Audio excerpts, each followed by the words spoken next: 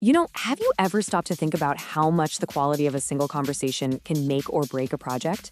It's kind of wild. One bad meeting and a brilliant idea is dead on arrival. But one really great conversation, that can spark a breakthrough that changes everything. So today, we're going to dive into how to master this, the art of creative conversation. Because honestly, the quality of our talks is directly tied to the quality of our work. Okay, let's just look at this. On the left, you've got who is responsible for this? Oof. You can feel the tension in that, can't you? It's a question that's all about looking backward, trying to pin blame on someone. It just shuts everything down. But now look at the one on the right. What can our department also be? See? The whole energy is different. It's looking forward, it's searching for new possibilities, and it just opens up this huge creative space to talk. And that right there is the million-dollar question, isn't it? How do we get better at asking the right one? Well, that's what this is all about. We're going to build a little toolkit to help you shift from those conversations that lead to dead ends to the ones that open up brand new worlds. So our first tool is all about how you kick things off. It's the foundation for everything else, really. We're calling it the art of the powerful question.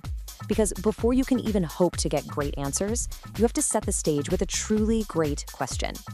The first ingredient you need is just pure, genuine curiosity. Seriously, think like a little kid asking why over and over again. They're not looking for a quick fix or an easy answer. They're just having fun exploring the idea, staying in that state of wonder without rushing to find a solution. That's the mindset we need. And this leads us to something that is so important, but often gets forgotten: listening. I mean, really listening. Asking the awesome question is only half the job. You have to be able to just hold the space for an answer to show up.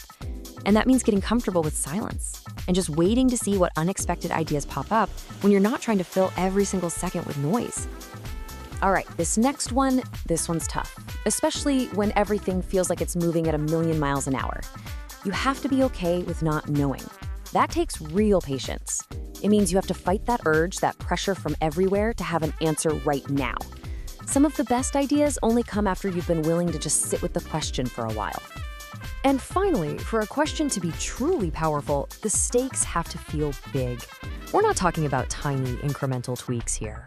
A powerful question is tied to something that really truly matters, something that lights a fire and gives everyone a sense of purpose. When the stakes are high like that, it pulls the whole team forward, It creates a future that feels like it's worth fighting for. So let's wrap this tool up. A powerful question really hits this perfect sweet spot. On one hand, it's huge in its ambition. It's pointing you towards some massive future possibility. But, and this is key, it's also specific enough that people know where to start. It inspires actual concrete action. It's not just some fuzzy dream. It's a focused, inspiring challenge. Okay, so you've done it. You asked a powerful question, and your team comes back with these amazing, fresh ideas. Fantastic! But the next conversation you have is just as critical. How do you talk about their work? How do you give feedback without accidentally crushing that creative spirit you just unlocked? And that brings us to the second tool in our little kit, the science of high-quality critique. And no, this isn't about just throwing your opinions around. This is a real, structured way to give feedback that actually builds ideas up instead of just tearing them down. Now, don't worry about reading every single word on this slide. What you're seeing here is a great example of a framework for critique. The whole point is to take criticism, which can feel really personal and negative, and turn it into this productive, positive force that makes the work better for everyone. It just gives you some simple rules of the road. You see, a really good critique session isn't about finding flaws. It actually has 3 simple goals. First, believe it or not, it's to generate even more ideas based on what you're seeing. Second, you start to narrow down all those ideas to the ones that look most promising. And finally, the goal is to build harmony, to get the whole team on the same page and excited about the path forward. So what makes feedback actually high quality? Well, here are the big rules. It's got to be about the user, not just your personal taste. It has to be super specific. And this one is so important. It can't be subjective. Saying I just don't like red helps absolutely no one. But saying, hey, what if we tried a different color? Our user data shows red doesn't perform as well in this situation. Now that's helpful. The feedback always has to be about making the work better, and it has to respect what the creator was trying to do in the first place. So there you have it, your creative leadership toolkit. It's a pretty simple but incredibly powerful 1-2 punch. You start with the art of the powerful question to open up all these new possibilities. And then you follow it up with the science of high-quality critique to shape those ideas into something truly great. I want to leave you with this final thought. Just let this one sink in for a minute.